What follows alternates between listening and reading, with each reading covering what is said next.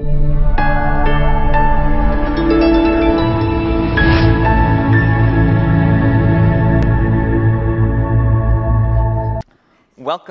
to the internet, to utopia. Look at how beautiful it is. We can find any information we want in a fraction of a second, connect with people all over the world, and buy anything our minds can imagine. We can all be creators and publishers, and the magic of data and AI will even enable us to create amazingly realistic fictions. We'll not only be able to call each other across the world, but across languages, with our voices and intonation automatically translated, ending the final divide. Wars will end, peace will reign, and Bitcoin will fall from the sky. Okay, not really. That's not what I'm actually here to talk about. I'm here to talk about how the internet is tearing apart the foundations of discourse, democracy, and understanding worldwide. On platforms like YouTube, Twitter, and Facebook, misinformation and sensationalism reign supreme. Kremlins and Chans are optimizing tactics to derail meaningful discourse, and recommendation engines are driving radicalization. These are more than just annoyances and momentary crises. Bit by bit, we're losing the trust, cooperation, and understanding necessary for societal functioning at all scales. How can an individual in a sea of misinformation choose whether to vaccinate or who to vote for? The global negative impacts are staggering and continue to increase. Divisiveness is being rewarded with electoral power worldwide. In Myanmar, social media was used to build public support for ethnic cleansing.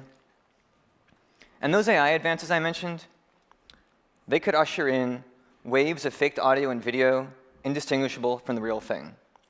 The same technology that empowers creators can be used to provide video evidence of lies. And if you can fully break the divides of language, you can also steal someone's voice and use it for evil. Perhaps even worse, this technology can be used to cast doubt on whether video or audio is actually real. When people can't discern reality, it's hard to govern, to use diplomacy. Whether you're concerned about climate change or pandemics, Skynet or drug lords, you know that countries need to work together to address global challenges. This incredible technology is not just cats and unicorns. It's a threat multiplier.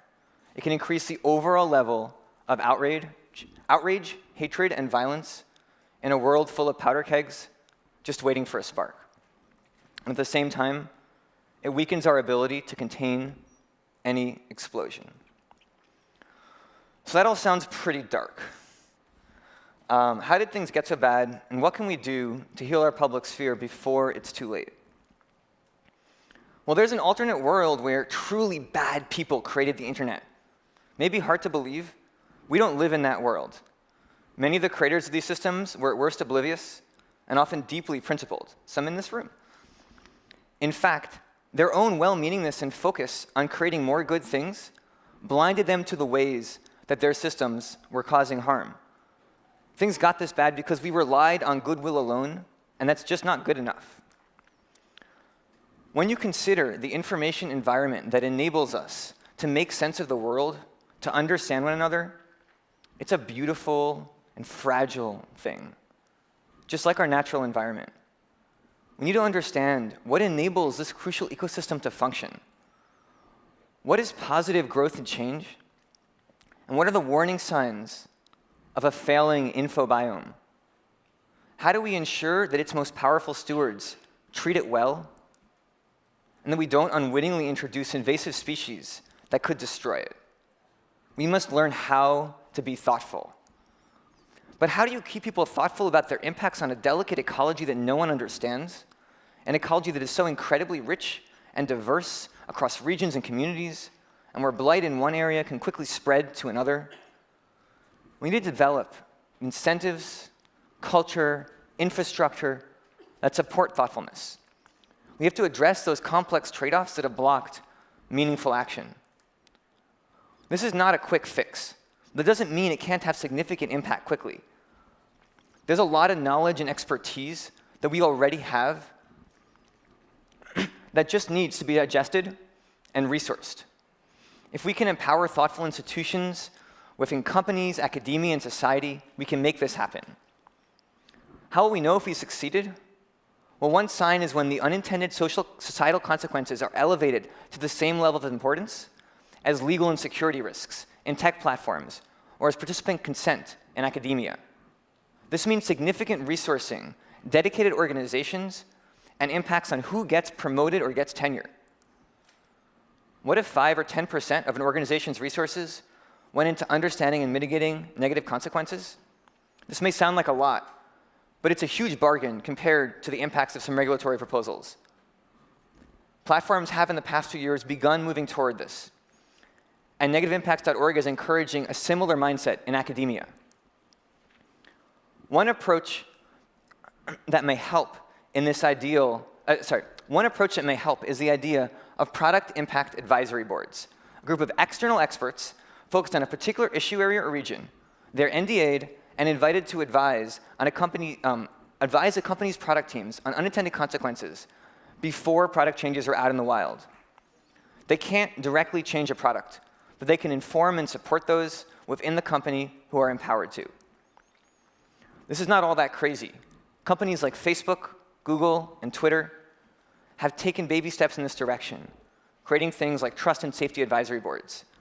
Those efforts just need to be scaled up massively across products, issues, and regions. So let's say we have these more deeply thoughtful companies and researchers. What would they do?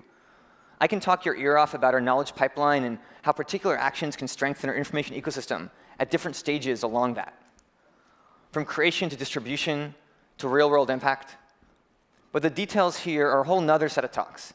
And many threats and mitigations are specific to particular products and regions, and we'll need to adapt to new developments based off real-world responses. The point is, there is so much more to do if we want to ensure that our information ecosystem can prosper, and we have limited time to do it. We can't succeed unless we improve our incentives, culture, and infrastructure so that we understand our impacts. Like our natural world, the internet is a magical and beautiful thing. And artificial intelligence advances can make it even more incredible. But trying to create something good is not enough. We need thoughtfulness baked into our work. Thank you.